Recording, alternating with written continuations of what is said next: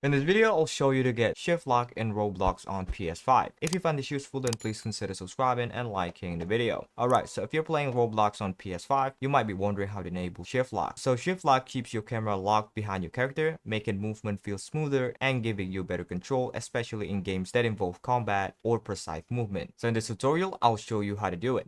First, you need to launch Roblox on your PS5, and before joining the game, keep in mind that not every Roblox experience supports shift lock. Whether you can use it depends on whether the game's developer has added support for the feature. If a game doesn't support shift lock, you wouldn't be able to do it. For this tutorial, I'll be using Blade Ball since it supports shift lock on PS5. Alright, once you join the game, you can simply press the triangle button on your PS5 controller. If the game supports shift lock, pressing triangle will instantly toggle shift lock on or off. You'll notice that the camera locks behind your character, making it easier to control your movement and keep your character facing forward. Whenever you want to return to the normal camera mode, simply press the triangle button again to disable it. If nothing happens when you press triangle, the game you're playing most likely doesn't support shift lock. In that case, you'll need to play a different Roblox experience that includes the feature. And that'll be it. If you find this useful, then please consider subscribing and liking the video.